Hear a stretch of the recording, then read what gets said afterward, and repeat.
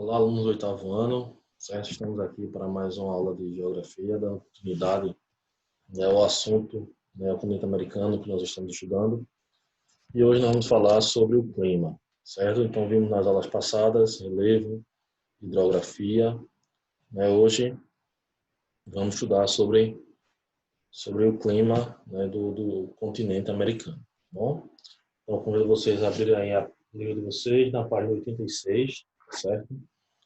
Que é onde tem o texto da nossa aula de hoje, tá bom? Então vejam só, para a gente poder entender a variedade de climas que existe no continente americano, a gente tem que levar em consideração os fatores que influenciam no clima da América. Porque o clima, para existir um clima em determinado lugar, aquele clima ali é, o resultado de vários fatores juntos, de várias coisas ali que vão influenciando, tá bom? E no continente americano, certo, existem 4 fatores, né, que influenciam bastante no clima do continente, certo? Primeiro é a latitude, depois tem as correntes marinhas, as massas de ar, também tem o relevo, que a gente pode falar como altitude, também está relacionado à altitude. Então, esses 4 são principais, mas também tem outros que influenciam também, como a continentalidade, ou seja, que é a distância do oceano, e a maritimidade, que é a proximidade do oceano, tá bom? Então, esses fatores, eles juntos, vão determinar a variedade climática que existe no continente americano. E o primeiro fator aí que nós podemos ver, certo, que influencia no clima do continente americano, é a latitude. Então, nós vimos lá no 6º ano, que latitude é a distância de qualquer paralelo, ou seja, de qualquer ponto da Terra, em relação à linha do Equador. Quanto mais distante da linha do Equador, mais frio é o clima. Quanto mais próximo, mais quente. Isso porque os raios solares chegam com mais força onde? No centro da Terra, certa região equatorial, na região tropical. A região tropical é aquela zona do planeta onde está entre os trópicos, trópico de Câncer e trópico de Capricórnio. Então, no nosso planeta existem 5 zonas climáticas. A gente vai ter do norte para o sul, zona polar ártica, que fica dentro do círculo polar ártico, zona temperada do norte, que vai ficar entre o círculo polar ártico e o trópico de Câncer, zona tropical, que é a região ali do planeta que fica entre os 2 trópicos, certo? É a parte central ali do planeta, a faixa central do planeta. Vamos ter a zona temperada do sul, que vai ficar entre o trópico de Capricórnio e o círculo polar antártico. E vamos ter a zona polar ártica, que vai ser a região ali que vai ficar dentro do círculo polar ártico. Então, nós podemos observar aí no mapa que a América, ela vai desde o Polo Norte, certo? Desde lá da zona polar ártica, até a zona temperada do sul, certo? Então, ela passa por 4 zonas da Terra, 4 zonas climáticas. Então, por passar por essas zonas climáticas, vai determinar, vai ter climas quentes, climas frios, climas amenos, climas polares dentro do continente.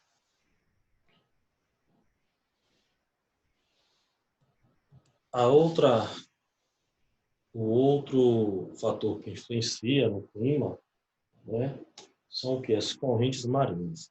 Nos oceanos existem verdadeiros rios de águas, certo? Com características próprias, Algumas com características frias, outras com características quentes.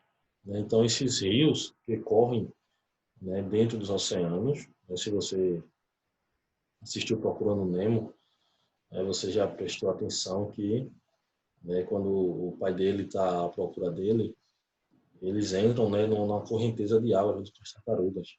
Então, aquela ali é uma corrente marinha, que leva em direção, aos Estados Unidos. Então, as correntes marinhas é isso. São grandes rios de água salgada que ficam se deslocando dentro do oceano, em direções específicas. Essas correntes elas são formadas por um movimento da Terra, certo? O movimento de rotação da Terra faz com que ocorram essas correntes de água, e também pelo vai e vem das marés. A gente sabe que por conta da Lua existe esse encher e secar das marés, formando assim também as correntes marinhas. Essas correntes marinhas, elas, dependendo de onde elas se formam, elas têm características de quente, né, e características frias. Por exemplo, a gente pode ver aqui, ó, a corrente do Golfo, certo? Ela vai até a Europa. Então é uma corrente quente, ou seja, ela leva água quente aos mares gelados da Europa, né, fazendo com que essa região ela não sofra muito com frio, né? Já aqui na Califórnia, né, pode ver que é uma corrente fria. Então essa região aqui é uma região de águas frias. Mesma coisa aqui, ó, na costa leste e na costa oeste da América, né? A corrente de Humboldt, certo? Ela se forma aqui na região ártica e vai em direção à costa oeste da América, né? Trazendo assim, trazendo friagem, né, para essa região. Mesma coisa, já que no litoral brasileiro, as correntes que agem aqui são correntes de águas quentes, né? Então, as correntes marinhas também influenciam bastante no clima da América. Outra coisa são as massas de ar. Então, do mesmo modo que nos oceanos existem esses rios de água, né, na atmosfera também existem grandes blocos de ar com características de calor, características de frio. E essas grandes massas de ar, esses grandes blocos de ar são chamados de massas de ar. E essas massas de ar elas podem ser quente, fria, certo? Úmida ou seca. Então, dependendo de onde ela se forma. Geralmente, as massas de ar que se formam sobre o oceano, a gente pode ver aqui algumas, ó, massa de ar tropical, massa de ar equatorial, tropical, MT tropical, ME, massa de ar equatorial. Essas que se formam sobre o oceano, geralmente elas são quente e úmido, ou seja, elas trazem calor, mas também trazem chuva, porque são formadas também pela evaporação da água. Já essas que se formam aqui, ó, por exemplo, aqui na África, tá vendo? CT, ou seja, continental tropical, que é a continental tropical. Essas massas de ar, quando elas se formam sobre o continente, elas trazem calor e são secas, ou seja, não trazem chuva. Por isso que essa região aqui, onde nós temos o deserto do Saara, e aqui também nós temos o deserto do Kalahari, na África. Aqui também nós temos um aqui, ó, região dos Estados Unidos, o México também tem um deserto, né? Então, quando essa massa de ar ela se forma sobre o continente, ela é quente e seca. Quando ela se forma sob o oceano, ela é quente e úmida. E também tem as massas de ar fria, né? Somente aqui temos as massas de ar polar. Essas massas de ar aqui, elas atuam aqui no sul do Brasil e no sul da América do Sul. E aqui no norte também nós temos algumas massas polares que também agem sobre aqui o norte da América do Norte. Então, e outra influência no clima nós vamos ter que é o relevo. Então o relevo ele influencia de duas maneiras. Ele influencia através da altitude, né, locais mais altos são mais frios, é isso porque a quantidade de gases é menor. Então, como a quantidade de gases é menor, esses gases eles não vão absorver, a absorção de calor também vai ser menor. Então, por isso, os locais mais altos vão ser mais frios. Locais mais próximos ao nível do mar também vão ser mais quentes, porque a quantidade de gases vai ser maior e a absorção do calor também vai ser maior. E também o relevo, eles funcionam como uma barreira natural para as massas de ar. A gente viu ali que, quando estudou sobre o relevo, que existe uma grande cadeia de montanha que vai desde o Alasca até o sul da América do Sul. Então, a disposição desse relevo é uma disposição norte e sul. E a Cordilheira dos Andes, as Montanhas Rochosas, formam uma barreira natural para as massas de ar úmida que vem do Oceano Pacífico, fazendo com que as áreas após a Cordilheira dos Andes sejam áreas mais secas, né? Porque as nuvens elas não conseguem ultrapassar, certo, a Cordilheira dos Andes, então elas perdem umidade, antes ficam mais leves, sobem mais um pouco, assim consegue ultrapassar a cordilheira. Então, o relevo influencia dessas duas maneiras, através da altitude e também como uma barreira natural para a penetração das massas de ar com chuva. Aí aqui, né, por conta disso, nós vamos ter essa grande variedade de clima, né, por conta desses fatores que a gente viu. Aqui a gente vai ter o equatorial, né, essa região aqui, ó, onde está próximo à linha do Equador.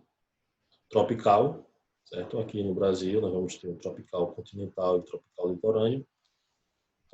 Qual a diferença?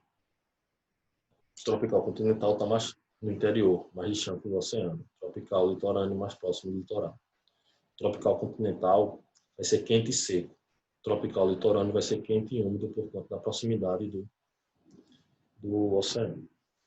Vamos ter aqui o subtropical, certo? Que não vai estar dentro dos trópicos, mas fora dos trópicos, aqui no sul do Brasil, bem aqui nos Estados Unidos. Vamos ter o desértico, né? Aqui na região oeste da América, dos Estados Unidos e do México, também aqui na região oeste da América do Sul. Vamos ter o semiárido, certo? Aqui no Brasil, vamos ter o semiárido, bem aqui nos Estados Unidos, Canadá, e aqui no sul, né, da Argentina, entre a Argentina e o Chile. Vamos ter um clima mediterrâneo, né, aqui na costa oeste dos Estados Unidos, clima temperado, né, maior parte do Canadá, esse clima temperado e frio, também aqui na América do Sul. Vamos ter o clima frio, né, aqui no Canadá, o clima polar, aqui no norte do Canadá e na Groenlândia, e o frio de montanha nas regiões de altas montanhas, certo? Aqui em toda a Cordilheira dos Andes, também aqui nas Montanhas Rochosas, nos estados na América do Norte.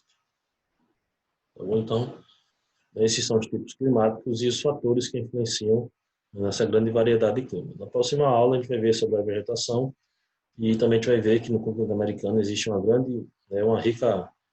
existe uma grande quantidade de vegetação e essa grande quantidade de vegetação ela é explicada através da grande quantidade de clima, porque o clima ele vai influenciar diretamente no tipo de vegetação de um lugar.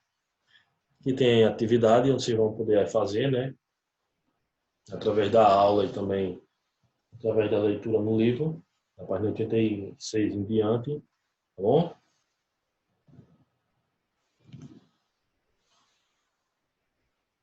Então, fiquem com Deus e até a próxima atividade. Um abraço.